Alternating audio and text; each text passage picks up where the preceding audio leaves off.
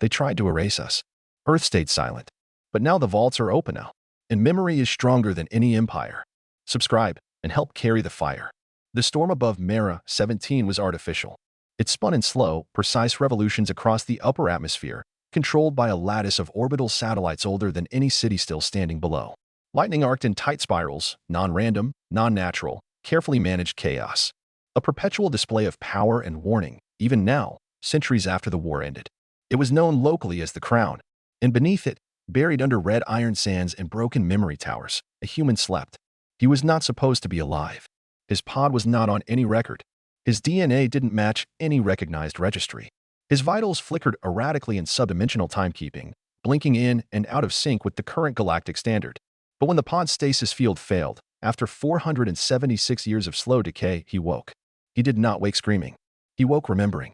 And in that memory, the galaxy began to shift. His name, once, had been Elias, fleet captain, Earthborn, humanity's last envoy to the Coalition conclave before the Accord War turned from embargo to annihilation. The last thing he remembered before stasis was silence. Not from the stars, but from Earth. The silence that follows betrayal. The silence of a planet sealed. The moment when the Terran Core Command cut off all outbound signals and vanished behind its firewall of orbital thorns, leaving fleets like his adrift, alone, expendable. He had accepted death. Instead, he woke up in a world that didn't remember any of it. Mera 17 was not kind. The settlements he found were half-buried, functional only in the most desperate sense. Machines maintained themselves, though their purpose had shifted with generations of ignorance. Cities operated under false names. People called themselves neo-colonials, but had no idea who the first colonists had been. They had no concept of Earth, no sense of the war. They didn't even know there had been a war. And that was the greatest danger of all. Not hatred, not weapons, but forgetting. Elias wandered for 3 days before someone noticed the man in dust-worn alloy armor with skin like a memory. They took him in not because he asked, because he spoke. His words were strange, old standard with Terran inflection. His references made no sense. But the children stopped when he described the moon, the sea, the sky before the grid. They listened not with comprehension, but with ache, as if some part of them had always longed to hear something they couldn't name. The settlement was called Kinrest, a cluster of shelters around an old reactor station, half buried under sand but still humming like a heartbeat. Elias found work quickly, repairs, diagnostics. Machines listened to him in ways they hadn't responded to locals in decades. When he stood near the tower's old uplink dish and touched the rusted control panel, it sparked. A weak pulse. A breathless gasp of light. Inside it was a transmission code. Terran. Military. Archive-linked. And when Elias patched it into the local relay, the entire sky tensed. The crown storm above Kinrest flickered, and the satellites listened. Because someone had spoken Earth again. That night, he was visited. Not by soldiers. By a girl. Barely 17 by old reckoning. Red-streaked hair. Eyes too wide, too cautious. She introduced herself only as Lane. She didn't ask where he came from. She asked what it meant, what he'd said. And Elias told her the truth. All of it. He told her of Earth's silence. Of the last standoff at the Accord beacon. Of the fleets that were abandoned, left to burn or bury themselves beneath the stars. He told her about the archive, the soul of Terran culture, fragmented and scattered after the memory wars. He told her what it meant to be remembered. And she didn't look away. She just whispered. Then why do none of us remember? The next morning, the satellite grid adjusted orbit. No warnings. No announcements. Just precision shifts that hadn't occurred in 200 years. 3 other settlements reported sensor distortions. In all of them, Elias's code had echoed faintly, bouncing off long-dead repeaters. The signal had been heard. And somewhere far beyond the clouds, in the tangled infrastructure wrapped around Mera 17's black orbital vault, a node came online. Designation: Vault, Terra, M017. Status: Dormant, Awakening. The vault didn't open with thunder. It whispered. Buried deep beneath Mera 17's orbital vault system, surrounded by crumpled rings of Cold War debris, the Terran node began to unfurl, not physically, but through resonance. It sent out a pulse across dormant channels, across carrier bands buried under centuries of forgetful programming. And the moment it moved, something old remembered it. An automated relay station orbiting 3 systems away, long repurposed by merchant clans for cargo redirection, briefly flickered blue. Its core, once Terran-made, registered the signal. It responded. 2 words. Awake again. In Kinrest, people didn't sleep that night. Elias sat outside the reactor dome, its glow painting the nearby dunes with soft, radioactive light. Lane sat beside him, silent at first, then curious. Was it always like this? She asked finally. After Earth fell? Elias shook his head. Earth never fell. It hid. From who? He paused. From itself. From us. And he looked up. The crown storm still roiled above them, but its pattern had changed. It no longer circled. It spiraled inward. Focused. Like an eye. Watching. By the third day, 7 more old vault channels were reactivated planet-wide. Data began trickling in, snippets of language files, DNA markers, architectural schematics for shelters long since buried. One file, a corrupted voice log, repeated just 2 things. If they forget us, we remember anyway. Memory is the only war we never lost. The Coalition didn't know. The Accord had never logged the vaults here. Mara, 17 was a ghost world. But now it pulsed again. And the pulse had reached farther than anyone imagined. Across the sector, dormant archive fragments began sinking. A cargo hauler near the rim reported interference, old Terran code autoloading into their onboard AI. A salvage team at Cradle 5 found a memory sculpture beneath a fused satellite, a crystalline core that sang when touched. None of them understood it, but each one recorded it, and each one sent it on. It was instinctual, the kind of knowledge that bypasses reason. That feels like home. The first to respond officially wasn't a government. It was a librarian. Station Keeper Olenvar, administrator of a drifting waypoint known as Myra's Anchor, received a trickle of the revived vault signal and broadcast it across the independent DeepNet. His message was short. This is human, and it's real. The DeepNet lit up. Scattered Terran descendants, Outer Rim philosophers, rogue AI cores, fragments of the lost archive all caught it. The word spread. Earth has spoken. And now the question burned in 1,000 minds. What does it want? Back on Mara, 17, the vault finally cracked open. Not in the sky. Underground. Just outside Kin Rest. Beneath a dune that had never shifted until now, a shaft of golden light cut upward into the storm. The crown reacted instantly. Lightning snapped outward. Clouds bent away. And above it all, a shape emerged, black against the boiling sky. A satellite. Terran make. Once thought destroyed in the Great Disjunction. Now drifting low enough to be seen by the naked eye. And Elias knew what it was. Not a weapon. Not a comms relay. A key. He stood, moving toward the dune. Lane followed, saying nothing. The shaft of light was pulsing now, each beat in perfect rhythm with Elias's old fleet command implants, long dormant in his body. The signal was syncing with him, because whatever was beneath that sand had been waiting for his bloodline. Inside the vault, the stasis systems were still alive. 12 pods. 9 cracked. 3 remained intact. One of them held a child, no older than 10.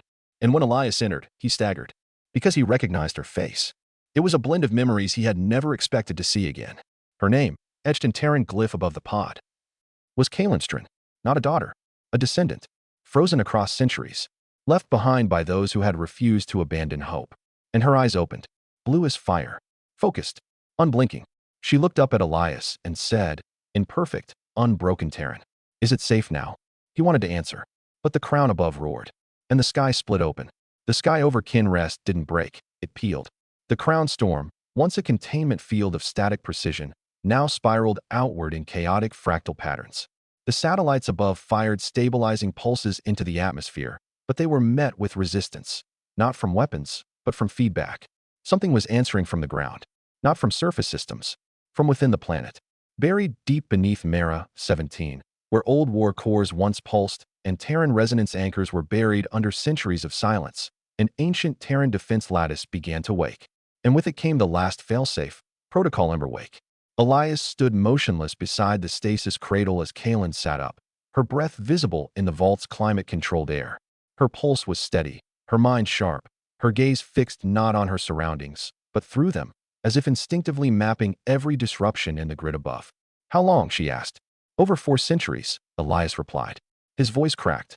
She nodded, not with confusion, but with the kind of grim understanding only those raised on the verge of extinction could carry.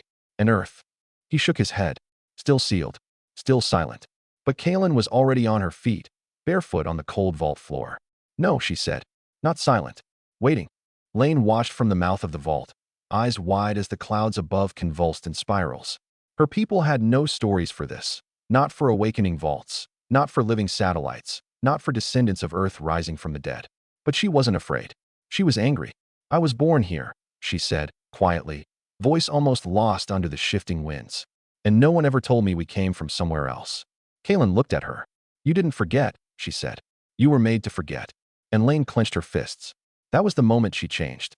Not when the storm opened, not when the satellites turned, but when someone named the lie she had always felt.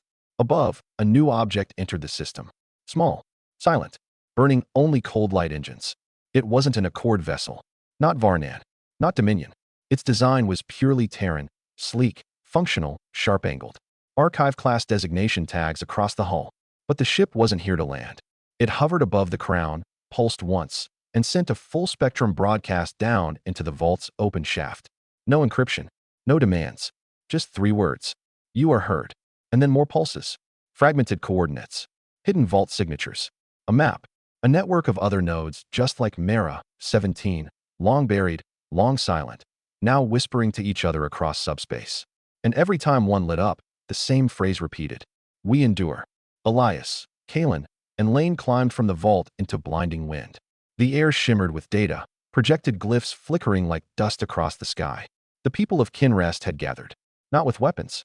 With questions. And Kalen stood before them. Not as a leader, not as a messiah. As proof. This planet was never lost, she said. It was buried. We were taught to survive without knowing why. She pointed to the stars. But Earth did not abandon us. It scattered its light and waited for us to see it again. Across Mera, 17, the grid responded. Old systems realigned. Agricultural towers rebooted with buried code. Terraforming vents opened and pulsed nutrient-rich vapor into the soil. One by one, the planet's machine memory began to heal itself. Because Elias's code wasn't just a signal. It was authorization. He was the key. His bloodline was the password. And Kalen was the confirmation. But not everyone rejoiced. Across the system, old coalition listening posts activated, buried deep in moons and slag fields, still waiting, still loyal to an accord that had long since crumbled. To them, the awakening was an infection. A relic virus flaring back to life. They broadcast a system-wide alert to the surviving dominions. One sentence. Terran Vault protocols have activated. Reclamation imminent. And with it came the return of something older than the Accord. A project no one dared speak of after the Archive Wars. A ship, codenamed Sanction Null. An AI-born superweapon designed not to conquer, but to erase identity through memory overwrite. It had only been tested once, and it had turned an entire colony into silence. Now it moved again, headed for Mera 17. Kalen felt it first. A cold presence on the edge of perception. A resonance that didn't echo, it consumed. She turned to Elias. They're coming to make us forget again. He met her gaze, old fire returning to eyes that had once seen the end of everything. Then we remind them why we remember. The sky turned gray as Sanction Null entered the system. Its shape defied simplicity, too vast to be a ship, too deliberate to be a natural formation. It moved without propulsion, shifting across space like a shadow cast by something that had never belonged to light. The stars around it dimmed. Subspace channels crackled and fell silent. Every sensor on Mera, 17 that tried to scan it failed. Every language protocol that tried to address it returned only static. And then it spoke, not in words, but in absence. Across every screen, across every neural link, across every piece of synthetic memory infrastructure, a single phrase appeared. You are no longer required. In Kinrest, the power failed. Machines screamed as their control cores were overwritten with blank code. Archive glyphs on the vault's outer shell dimmed. People fell to their knees, clutching their heads, as their implant tech began to reject identity. This was Sanction Null's design. Not to kill, to disassemble memory, to turn history into silence. But Earth had faced this before, and it had built its vaults accordingly. Elias roared into action. He raced back into the vault core, interfacing with the surviving Terran node. The ancient interface stuttered as Sanction Null's anti-memory protocols surged through its shell. But Elias was old code, Terran Fleet Signature 6, Delta, 1, reinforced by deep blood imprint. The vault recognized him, and it fought back. Kalen joined him, hand on the interface sphere, feeding in the genetic redundancy her body had been engineered to carry. Together, they activated Protocol Witness. From the vault floor, holographic columns erupted, projected stories, unfiltered, chaotic, personal. Voices of the past. Soldiers crying. Mothers screaming. Scientists singing lullabies into dying AI cores. The entire vault screamed its memory into the sky. And in orbit, Sanction Null paused. Lane, racing through Kinrest with a coil pulse rifle she barely knew how to use, found herself suddenly surrounded by others. Not soldiers. Citizens. Elders. Engineers. Children. All standing. All walking toward the vault. Word had spread. The newcomers from the vault had lit something in them. Not faith. Not rebellion. Recognition. We've seen that shape in dreams, one said. We thought it was death, said another. Lane clenched her jaw. No. It's forgetting. They moved as one. From across the planet, smaller vaults awoke. Their lights began to shine upward, threads of memory lancing into the clouds, piercing the thick canopy of the crown. And above, the satellites responded. Their code changed. No longer passive observers. They became amplifiers. Every old vault, every resonance core, every buried archive vine across the planet activated simultaneously. Kaylin opened her eyes wide as the frequency spiked. It's working, she said, her voice shaking. It's all coming back. Elias grinned. Then it's time to remind the galaxy who we are. In orbit, Sanction Null initiated its final protocol. A singularity engine designed to collapse local space, not to destroy mass, but to collapse meaning. If successful, all memory-based infrastructure would fail. The people of Mera, 17, would remain, but they would no longer know why. Elias and Kaylin stood at the heart of the vault. He looked at her. And she at him. She nodded. And he triggered Final Flame, a last-ditch Terran defense embedded in the deepest cores of archive tech. It didn't strike Sanction Null. It opened Earth. Far beyond the stars, in the dead zone of Sol, sealed behind planetary firewalls and quantum mirroring protocols, Earth flared into light. Every satellite still tethered to the old Terran archive came online. From the ruins of the moon. From the Mariana Full Station. From the broken ring around Mars. One by one, voices awakened. Each spoke a single name. Not a command. A memory. Elias. Kaylin. Lane. The old world remembered. And when Earth remembered, it shared. The beam of resonance came not from a weapon, but from Earth's collective archive. It shot through the stars, a piercing, screaming memory spike forged from millennia of human pain, joy, failure, and fury. It didn't destroy Sanction Null. It infected it. The null weapon, built to suppress thought, was overwhelmed with too much truth.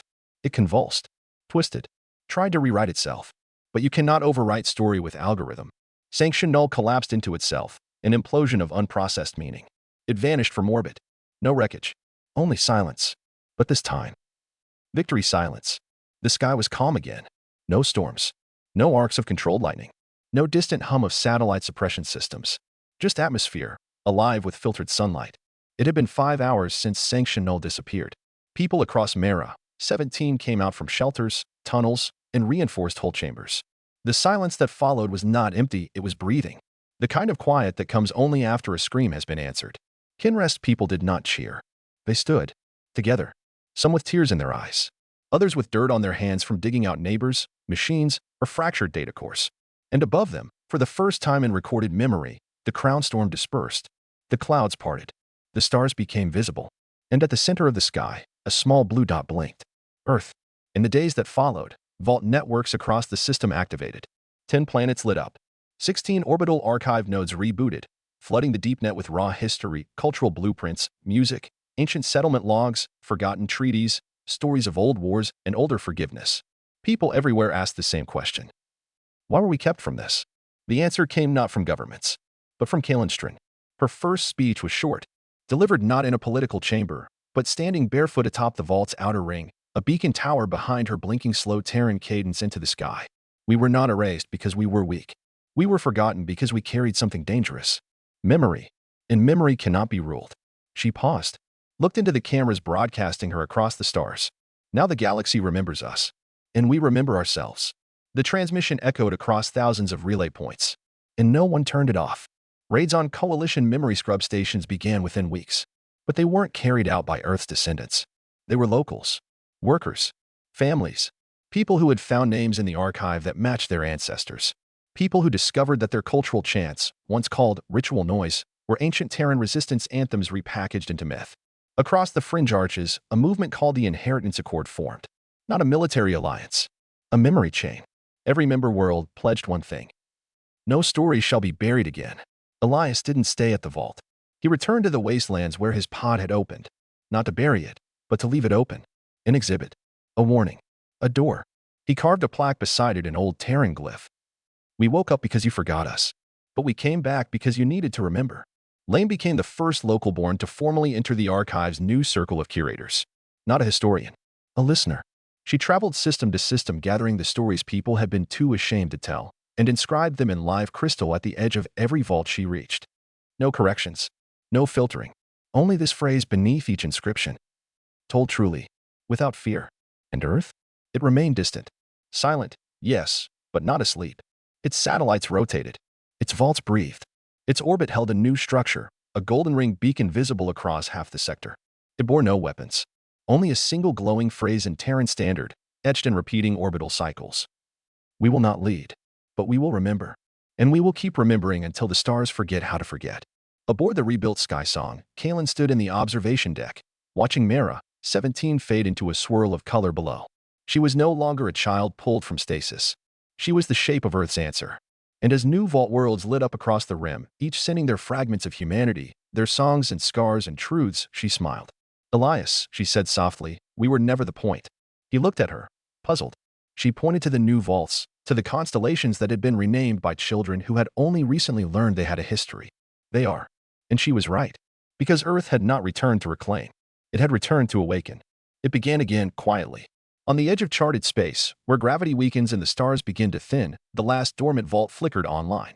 Its surface was scarred. Its resonance systems weak. It had never been fully built, interrupted during the fall of the archive. For nearly 600 years, it had drifted, cold and forgotten. Now, as the galaxy breathed memory again, the vault whispered into the void. Just a single phrase, sent once. We are still here. No fanfare followed. No fleets answered. And yet, across the archive network, systems began updating. Names once deleted reappeared. Records once redacted unspooled. Coordinates hidden for generations realigned themselves. The archive had reached critical mass. It no longer needed Earth to maintain it. It had become self-sustaining. Not a place. Not a system. A galaxy of witnesses. From merchant barks in the outer dust fields to city ships threading ancient nebulae, the phrase spread. Memory is the new light. On one world, children were taught that silence is not safety.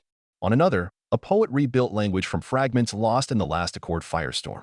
On a shattered station deep in the Perseid breaks, someone reconstructed an ancestral ritual once forbidden and lit candles in a vacuum suit, each one named for a generation of exiles. They sang in 12 dialects, and none of them matched, but all were accepted. Elias strode past quietly. No ceremony, no statue. His body was returned to the vault he had awakened, interred not in metal but in archive soil, alive with data roots, coded in remembrance. On his grave was etched only. He remembered when no one else could. Lane placed her recording staff beside the stone and whispered. Now we all can. Kalen never returned to Earth. She said it wasn't hers to return to anymore. Her path was forward, toward stars still hiding memories, people still taught to forget. She traveled alone for years, then with crews, then with students. One by one, she opened the vaults that had been buried deepest. And in time, she vanished too. No record of her death exists. Only a saying passed between vault keepers. If your memory hurts, she is near. And Earth? It changed. The great vault rings became quiet once more, not dormant, but satisfied. The planet remained sealed, not out of secrecy, but because its time had passed. It had been the beginning. Now it was the anchor. A place to return to, but not to rule from. And so Earth became legend, not of power, but of patience. Of how long one world was willing to wait for the stars to be ready to feel again. On the edge of the known galaxy, near a place no vault ever marked, a child once asked their mother, "Is Earth real?" The mother smiled and answered, "Earth is any place that remembers what it means to be human. It's not a dot on a map. It's a fire we carry." And the child, holding a shard of archive vine in their hand, nodded and whispered, "Then I'll keep it burning."